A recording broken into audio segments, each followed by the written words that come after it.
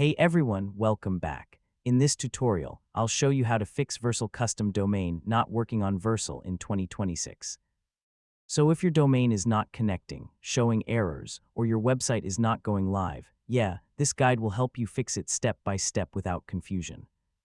First, go to your Vercel dashboard and open your project settings. Then check the domains section and make sure your custom domain is actually added correctly. Sometimes it looks added, but it's not fully verified yet. Next, go to your domain provider like Namecheap or GoDaddy and check your DNS settings. Make sure your records are correct. For most setups, you need a CNAME record for www pointing to Vercel and an A record for the root domain if required. Now double-check for any old or conflicting DNS records.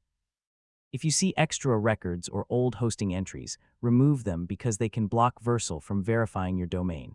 Next, come back to Vercel and check the domain status. If it says pending or invalid, click refresh or try re-adding the domain again to trigger verification.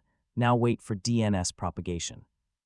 This can take a few minutes or sometimes up to a few hours depending on your provider, so yeah, be a little patient here. Next, check SSL status inside Vercel.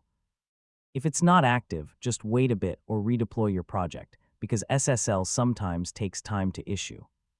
Now also make sure your Apex domain and www version are configured properly and set a redirect so both point to the same website. Finally, test your domain in a browser again.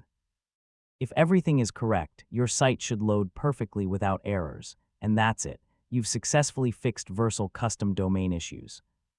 Now your website should be fully live and working properly. And don't forget to like, share, and subscribe for more tutorials like this.